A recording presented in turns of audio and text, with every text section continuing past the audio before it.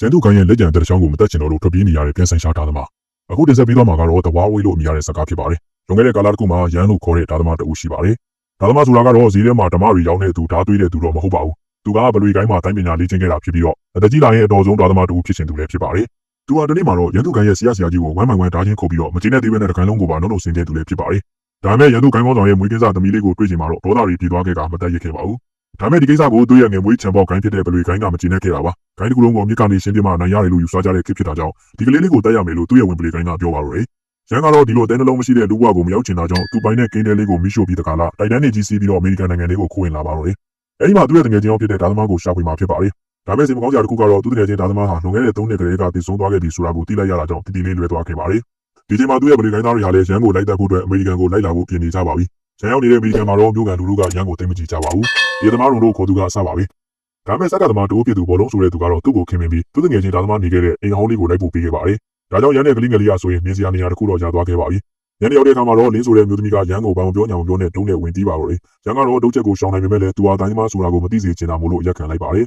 ်အဲဒီမျိုးသမီးကရန်ရဲ့တငယ်ချင်းနဲ့မိတ်ဆွေတွေဖြစ်ပြီးတော့အခုရန်ကိုတွေးလိုက်ချင်မှရန်သူဖြစ်မယ်တင်လို့ရန်ပြူးမိတာဖြစ်ကြောင်းပြောပြီးတော့တောင်းပန်ပါတော့တယ်ရန်ကသူ့เจ้าကိုပြောပြတာကြောင့်လင်းကရန်လုံးတစ်ခုကိုရအောင်ကူညီပေးမယ်လို့ပြောလိုက်ပါတယ်အဲနောက်လင်းကကလေးလေးကိုဧပြီလို့အမည်ပေးလိုက်ပါတယ်ရန်ကဆိုင်ငယ်လေးပြောင်းလို့အကုန်လုံးကိုရှင်းလေးလုပ်လိုက်ပြီးတော့ဆိုင်မှာထိုင်နေခဲ့ပါတယ်ဒီချိန်မှာလင်းသေးလို့လူမိုင်းလို့သုံးအောင်ရောက်လာပြီးတော့တေချင်လို့ညင်စင်ပါတော့တယ်ဒီချိန်မှာဘောလုံးနဲ့ရောက်လာခဲ့ပြီးတော့အားလုံးကိုမောင်းထုတ်လိုက်ကရန်တဲ့ကလေးလေးကိုနေ့လည်စာစားဖို့လာခေါ်ပါတော့တယ်တပြည့်ပြည့်နဲ့ရန်ကမျိုးကလူတွေနဲ့မိတ်ဆွေဖြစ်လာပါပြီလင်းကဓာတ်ပြတာကိုလေ့ကျင့်နေပြီးတော့ကျွမ်းကျင်သေးတာကိုရန်ကမြင်နေရပါတယ်ဒီနေ့တော့ရန်ကလမ်းလျှောက်နေနေလင်းကိုရောက်သွားခဲ့ပြီးတော့တင်းနဲ့တချင်းတူတူနားထောင်နေခဲ့ပါတယ်ရန်ကသူများတက်တာတွေကလေးစားခြေတာတွေပဲလုပ်နေရတဲ့ပတ်ဝန်းကျင်ကနေရုံးထွက်ကတာမန်လူသားတစ်ယောက်ရဲ့ဘဝမှာပျော်မွေ့နေခဲ့ပါပြီဒီနေ့ပို့ဖြစ်တဲ့ကအလုံးလုံးရတာကိုလည်းသဘောကျနေခဲ့ပါတယ်အဲနောက်ရန်ကတပည့်လေးတွေကိုစိုက်ပျိုးရတာကိုလည်းကြော်နေခဲ့ပါတယ်သူဟာသူများတက်တွေကိုပဲတက်ခဲ့ရသူဖြစ်တာကြောင့်တပည့်လေးတွေရှင်းနေအောင်စိုက်ပျိုးရတဲ့အလုပ်ကိုမြန်လုံးနေခဲ့သူလည်းဖြစ်ပါတယ်ဒီနေ့မှာတော့လင်းဟာအုပ်ကူတစ်ခုစီကိုသွားတာတွေ့လိုက်ရပါတယ်ဒါကြောင့်လင်းချောင်းကိုဘလုံးကိုမေးပါတော့တယ်အတိတ်တော့ကလူထဲမှာမင်းမှုနေတဲ့အရင်ဆိုင်ချင်းပြက်ရရှိတယောက်ဟာမိန်းကလေးတွေကိုဆွဲလာရန်လာလုပ်ရင်းနဲ့လင်းကိုဆွဲသွားခဲ့တာပါသူတို့ကလင်းကိုစာအုပ်တစ်ခုလေးကိုခေါ်သွားကြပါတယ်အဲတော့လင်းကလည်းခွန်အားရှိတဲ့လောက်တုံ့ပြန်ရင်းနဲ့ပဲလူရုံးမာတွေလက်ထဲကနေထွက်ပြေးနိုင်ခဲ့ပါတယ်ရရှိကတနက်နဲ့ပြေးလိုက်တာမှာလင်းကိုထိမှန်သွားတာကြောင့်လင်းရဲ့အဖေမိနဲ့မိသားစုတွေကလင်းစီကိုပြေးလာကြပါတော့တယ်ရရှိကအားလုံးကိုပြတ်တက်သွားတာကြောင့်သူတို့မိသားစုလုံးတေဆုံးသွားကြပြီးတော့လင်းတယောက်ပဲသိရှင်ကျန်ရစ်ခဲ့တာဖြစ်ပါတယ်ဒါကိုသိလိုက်တဲ့ရန်ကတော့လင်းတယောက်တည်းလေ့ကျင့်နေတာတွေကိုကူညီမယ်လို့ပြောပြလိုက်ပါတယ်ဒီနောက်မှာတော့သူကလင်းနေတဲ့လက်တွေကိုအသုံးပြုတာတဲ့ကိုသူမရဲ့အာယုံစူးစိုက်မှုကိုလေ့ကျင့်ရမှာဖြစ်ကြောင်းပြောပြလိုက်ပါတယ်ဒီလိုနဲ့ပဲလင်းဟာဓာတ်ပေါက်တော်ကျန်းကျင်သွားပြီးတော့ရန်ကိုလည်းကျေးဇူးတွေတင်နေခဲ့ပါတော့တယ်တကယ်တော့လင်းဟာရန်ရဲ့နောက်ကျောင်းကိုသိနေပြီးသားဖြစ်ပါတယ်လင်းကရန်ဟာဘလီကိုင်းကထွက်ပြေးလာတာမှန်းသိတာကြောင့်သူမသိချင်တာတွေကိုမေးလာပါတော့တယ်ရန်ကသူဟာဒီကိုင်းလေးကိုသူ့ဖေကြောင့်ဝင်လာရတာလို့ပြောလိုက်ပါတယ်သူ့ဖေကိုဓာတ်သမားတယောက်ကဓာတ်ကိုစမ်းသပ်ချင်တာကြောင့်လေ့ကျင့်ရင်းနဲ့တက်သွားခဲ့တာလို့ပြောပြလိုက်ပါတယ်ရန်ကအဲ့ဒီချိန်ကသူ့ဖေတည်ဆုံမှုကြောင့်ပုံမတမလာရမယ်လို့ဆုံးဖြတ်ထားကတိုင်းတင်ခဲ့တာဖြစ်ပါတယ်ရန်တယောက်ပြောရင်းနဲ့ဝမ်းနေနေတာကြောင့်လင်းကရန်ကိုလေဆွဲလေးတစ်ခုပေးလိုက်ပါတယ်ဒီလေဆွဲလေးကဆိုရင်လင်းရဲ့မိပိုင်ခဲ့တဲ့ပစ္စည်းလေးလည်းဖြစ်ပါတယ်လင်းကသူ့ကိုလက်ဆောင်ပေးချိန်မှာတော့ရန်ကသူငယ်ငယ်ကလက်ဆောင်ရဘူးချိန်ကိုပြန်တတိယသွားခဲ့ပါတယ်သူငယ်ငယ်တုန်းကသူ့ကိုပလီခိုင်းကောင်းဆောင်ကစိုးပြက်ခွေးလေးတစ်ကောင်ကိုလက်ဆောင်ပေးခဲ့ပူရပါဒီနောက်မှာတော့ရန်ကသူ့ရဲ့သွားတစ်ဖက်ပါတဲ့ဓာတ်ကိုလင်းကိုပြလိုက်ပါတယ်သူကဒီဓာတ်နဲ့လူငယ်တော့မှမတတ်မိအောင်ဆုံးဖြတ်ချက်ချထားသူဖြစ်ပြီးတော့ဓာတ်ကိုလည်းတစ်စိတ်ရနေထားပြီးလည်းဖြစ်ပါတယ်ဒီဓာတ်နဲ့ပုံစံတူတဲ့ဓာတ်မျိုးသူ့ငယ်ချင်းစီမှာရှိခဲ့တာမို့လို့ရန်ကအဲ့ဓာတ်နဲ့လင်းကိုဓာတ်တိုင်းတင်ပေးခဲ့ပါတယ်ဒီမှာတော့ပလီကိုင်းသားတွေဟာရန်ကိုရှာတွေ့တဲ့အထိကိုရှာဖို့အတွက်အမေရိကန်နိုင်ငံကိုရောက်လာနေကြပါပြီရန်ကတော့သူ့ဘဝကိုအေးအေးဆေးဆေးပဲဖြတ်သန်းနေပါပြီဒီနေ့တကယ်လင်းကိုဓာတ်တိုင်းတင်ပေးတာဧပြီလေးကိုလမ်းလျှောက်တင်ပေးတာတွေပဲလုပ်နေကြရင်လည်းပို့ပြီးတော့ပျော်နေခဲ့ပါတယ်ဒီနေ့သူတို့ကခရစ်စမတ်ပွဲတော်ကျင်းပနေတဲ့အချိန်လူမိုက်ရာရှိအုပ်စုရောက်လာကြပါတယ်ဒီမငယ်တုန်းကစော်ကားဖို့ကြံစီမှုတဲ့အရာရှိဟာရန်ရဲ့စိုက်ကင်းတွေကိုလည်းမြင်းတွေနဲ့နင်းချီကလူတွေကိုလည်းလာနှောက်ယှက်နေခဲ့ပါတယ်ပြီးတော့ဆက်ကပြနေတဲ့လူရှင်တော်ကိုလည်းနိုင်ကျင့်နေခဲ့ပါတယ်သူတို့ကလင်းကိုလည်းကျိုးနဲ့တုတ်ထားကတခြားလူတွေကိုလည်းနိုင်ကျင့်နေကြပါတယ်ရန်တယောက်သူရှိမှမတရားမှုတွေကိုမြင်နေရတာမို့လို့သူ့ရဲ့ဓာတ်ကိုပြန်သုံးပြီးတော့တိုက်ခိုက်ရင်ကောင်းမလားဆိုပြီးတော့တွေးတောနေပါတော့တယ်ရရှိလူရောမှာကရွာတွေကမျိုးသမီးတွေကိုစုဝေးလိုက်ပြီးခြေတော်တင်ဖို့အတွက်လုပ်နေပါတော့တယ်သူတို့မျိုးသမီးတွေကိုလာပြီးကာကွယ်တဲ့ခင်မွန်းတွေကိုလည်းပြစ်တက်ကြပါတယ်ပြီးတော့သူတို့ရဲ့သမီးငယ်လေးတွေကိုလည်းခြေတော်တင်ဖို့အတွက်ဖမ်းခေါ်သွားခဲ့ပါတယ်ပြီးတော့သူတို့တွေကစားတောက်မှုရနေခဲ့ပါတယ်လင်းကရရှိကိုလက်စားချေချင်နေတာကြောင့်လှလှပပဝစ်စင်ကသူမအနေနဲ့ရရှိကိုပျော်ပြပေးချင်တယ်လို့အကြောဝင်နေခဲ့ပါတယ်ရန်ကတော့ဒီလိုနေသားမှာလူတွေကိုသူကာကွယ်ပေးရတော့မယ်လို့ဆုံးဖြတ်ကဓာတ်ပေါ်မှာရန်နေထားတဲ့တစိကိုရိုက်ချိုးပစ်လိုက်ပါတယ်တစိတုံးကိုရိုက်ချိုးလိုက်တဲ့အတန်ကိုပလီပိုင်းကောင်းဆောင်ကြားသွားတဲ့အခါမှာတော့ရန်ရှိတဲ့နေရာကိုလိုက်ဖို့အတွက်မိတ်ပေးလိုက်ပါတယ်ရရှိကိုလက်စားချေဖို့အတွက်လုပ်နေတဲ့လင်းကိုရရှိကမှတ်မိသွားတာကြောင့်တနက်နေ့ချိန်ထားခဲ့ပါပြီဒီချိန်မှာပဲရန်ရောက်လာကလူမိုက်အားလုံးကိုတတရာပဲတပ်ပြစ်လိုက်ပါတယ်ပြီးတော့ကာနေကိုတမ်းမလို့လုံးနေတော့မှပဲလင်းကကာနေကိုသူသက်ချင်တယ်လို့ပြောလာပါတယ်ဒါကိုရရှိကခွင်ကောင်းယူကလင်းကိုပါပရင်ပေါက်တွန်းချပြီးတော့သူကခုံချထွက်ပြေးသွားခဲ့ပါတယ်လင်းကရန်စီကတည်ယူထားတဲ့ဓာတ်ပေါက်တိုင်းနဲ့ထွက်ပြေးနေတဲ့ရရှိရဲ့ခေါင်းကိုပေါက်ပြီးတော့တပ်ပြစ်လိုက်နိုင်ခဲ့ပါတယ်ဒီနေ့ဘုံကိုကြွကြည့်လိုက်တဲ့အခါမှာတော့ဒီလူဟာလင်းရဲ့မိဘတွေကိုတတ်ခဲ့တဲ့ရရှိမဟုတ်ဘဲနဲ့အသွင်ယူထားတာဖြစ်နေခဲ့ပါတယ်တကယ်လူသက်သမားရရှိစစ်ကတော့ထွက်ပြေးလွတ်မြောက်သွားခဲ့ပါတယ်ရန်ကတော့သူ့နောက်ကိုပလီကိုင်းကလိုက်နေပြီဖြစ်တာမို့ကလေးရောလင်းကိုပါဒုက္ခမရအောင်လို့သူရှောင်နေတော့မယ်လို့ပြောကထွက်သွားဖို့လုပ်နေခဲ့ပါပြ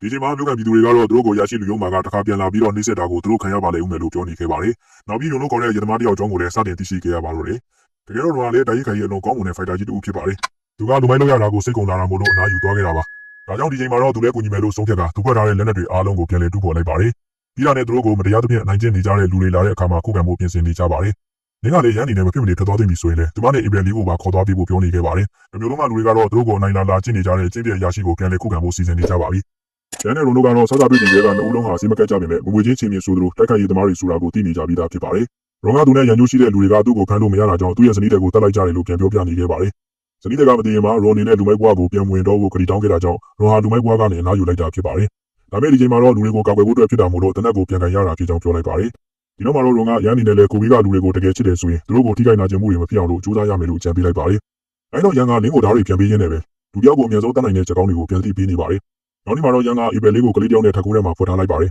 ။ရန်ကတော့မျိုးလေကောင်မှာလူစိုးတွေကိုရင်ဆိုင်မှုစောင့်နေကြတော့လူတို့ကလည်းမျိုးစင်တစ်ခုပေါ်မှာနေရာယူထားကြပါပြီ။ဒီချိန်မှာနိုင်ကျင့်ပူကြနေတဲ့အရာရှိအုပ်စုဟာဆိုရင်မြင်းနေတုံးဆိုင်စီးနဲ့ရောက်လာခဲ့ကြပါတယ်။ရန်ရဲ့ဘန်ကင်းလေးပေါ်ကိုနေလိုက်တဲ့ဆိုရင်ပဲမြောက်မှာဆင်ထားတဲ့မိုင်းတွေကွဲကအားလုံးနဲ့တည်ကုန်ကြပါတော့တယ်။မိုင်းကွဲပြီးပုံနေထားလာတဲ့ချိန်ကိုခွင်ကောင်းယူကရန်ကလူစိုးတွေကိုတားတိုင်းနဲ့ဝင်ရောက်နေလိုက်ပါတယ်။လူစိုးတွေဟာကားသက်ယုံတွေကိုဝင်ပြီးတော့လည်းရွာသားတွေစီစဉ်ထားတဲ့မိုင်းတွေပေါက်ကွဲကုန်တော့တာကြောင့်ရုံမာတွေလည်းအကြရှုံးများနေခဲ့ပါတယ်။ရုံကတော့မျိုးစင်ပေါ်ကနေလူစိုးတွေကိုတနက်နဲ့တယောက်ချင်းကိုပြစ်တက်နေခဲ့ပါတယ်။လူစိုးတွေကရုံရှိနေတဲ့မျိုးစင်ပေါ်ကိုတက်လာကြချိန်မှာတော့ရန်ကလည်းသူ့ရဲ့လင်မြန်လာတဲ့ဓာတ်ချက်တွေနဲ့လူစိုးတွေကိုဝင်ရောက်ခုပိုင်ပစ်လိုက်ပါတယ်။ရုံကသူ့ရဲ့မျိုးစင်ပေါ်ကိုလူစိုးတွေရောက်လာအောင်များပြီးခေါ်လိုက်ပြီးသူကတော့စီကျူးနဲ့ဘေးလိုရာကိုခုန်ချသွားခဲ့ပါတယ်။ဒါမဲ့လည်းရုံကလူစိုးတွေတက်နေတဲ့မျိုးစင်ကိုဖောက်ခွဲပစ်လိုက်တာကြောင့်ငနာတွေလည်းမာနကီယာကုန်ကြပြန်ပါတယ်။ဗလာတွေလည်းပြောနေကြတဲ့အချိန်မှာပဲလူစိုးတွေကဆိုရင်ပုံမှန်များတဲ့အင်အားတွေနဲ့လုံးရင်းကိုဝင်လာကြပါတော့တယ်။ပြီးတော့တနက်တွေနဲ့စတင်ပြစ်ခဲ့ကြတာကြောင့်ယာသားတွေအားလုံးလည်းကြာရှုံးကုန်ကြပါတယ်။ဒီချိန်မှာပဲရန်နောက်ကိုလိုက်နေတဲ့ဝင်ပလီကိုင်းသားတွေကလည်းတိုက်ပွဲဖြစ်နေရကိုရောက်လာကြပါတယ်။ဒါကြောင့်ရန်ဟာဧပြီရှိရာကိုဒင်းကိုအမြန်ပြေးခိုင်းကသူကတော့နှစ်ဖက်ရန်သူတွေကိုခုခံနေခဲ့ပါတယ်။ပြီးတာနဲ့ဒင်းနဲ့ကလေးလေးနောက်ကိုပြေးလိုက်ကကာကွယ်ဖို့ကြိုးစားပါတယ်။ဒါမဲ့ချင်းပြရရှိဘက်ကလူတွေကကလေးကိုဖမ်းခေါ်သွားတာခံလိုက်ရပြီဖြစ်ပါတယ်။ဒါကြောင့်ရန်နဲ့လင်းတို့ကလည်းချင်းပြရရှိလက်ထက်ကနေကလေးလေးကိုပြန်လဲကယ်တင်ရတော့မှာဖြစ်ပါတယ်